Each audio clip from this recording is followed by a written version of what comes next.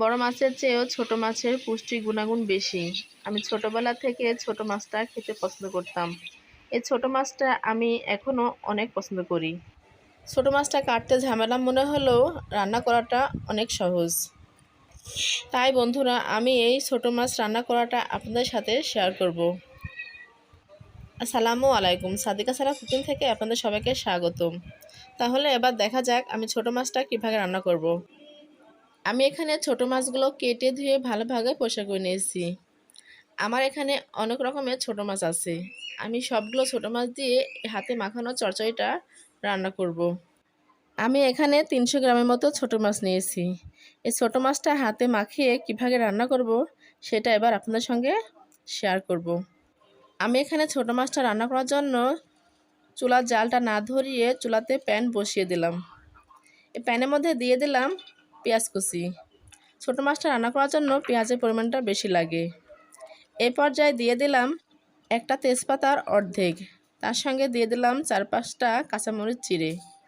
এবার দিয়ে দিলাম 1 চামচের মতো আস্ত জিরা, 1 চামচ আদা পেস্ট, 1 চামচ লবণটা স্বাদ মতো দিয়ে দিলাম।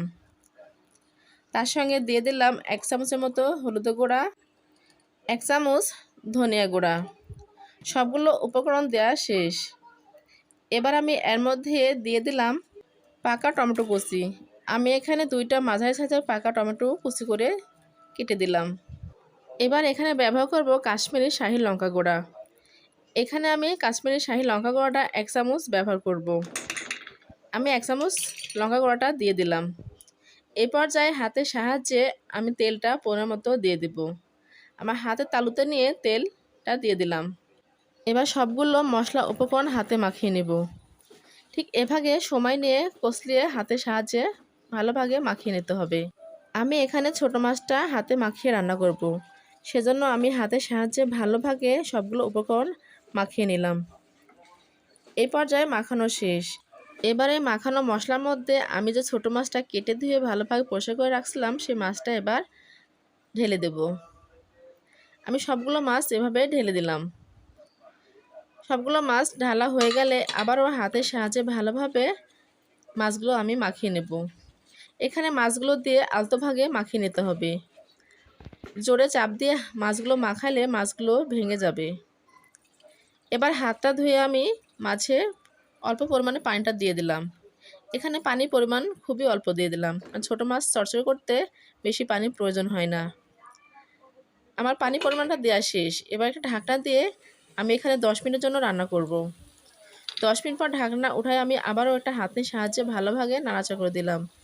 এখানে মাছটা আলতোভাবে নাড়াচাড়া করে নিতে হবে। মাছটা যদি জোরে নাড়াচাড়া করা হয় তাহলে মাছগুলো ভেঙে যাবে। আমার আলতোভাবে মাছগুলো নাড়াচাড়া করা শেষ। এবার আমি 5 মিনিটের জন্য আবারও ঢাকনা দিয়ে ঢেকে রান্না করব।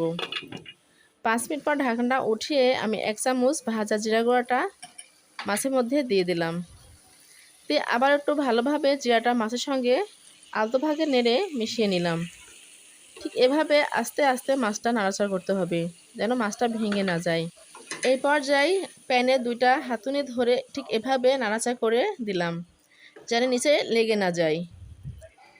আমার মাছটা প্রায় রান্না শেষ। আমি ঢাকনা দিয়ে ঢেকে 1 মিনিটের জন্য রেখে দিলাম। এবার আমি পরিবেশনের জন্য মাছটা উঠিয়ে নিলাম।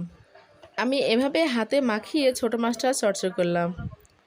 আমি মনে করি আমার এই ছোটো মাছের চচ্চড়িটা আপনাদের সবার কাছে ভালো লাগবে। আমার এই ছোটো মাছের চচ্চড়িটা যদি ভালো লাগে তাহলে বন্ধুরা লাইক, কমেন্ট, শেয়ার এবং সাবস্ক্রাইব করতে ভুলবেন না। সাবস্ক্রাইব করে আমার এই রেসিপিগুলো দেখে নেবেন, আমি যেন আবারও নতুন নতুন রেসিপি আপনাদের মাঝে শেয়ার করতে পারি। আপনাদের একটা সাবস্ক্রাইবে আমাকে এগিয়ে যেতে সাহায্য করবে। আমার এই ছোটো মাছের চচ্চড়িটা কেমন হয়েছে আমাকে কমেন্ট বক্সে জানাতে ভুলবেন না। যে যেখানে আছেন দেশে বা প্রবাসে সবাই ভালো থাকবেন, সুস্থ থাকবেন। সবার সুস্বাস্থ্য কামনা করে আজকের মতো বিদায় নিচ্ছি। আবারও হাজির হয়ে যাব নেক্সট টাইমে নতুন কোনো রেসিপি নিয়ে। আল্লাহ হাফেজ।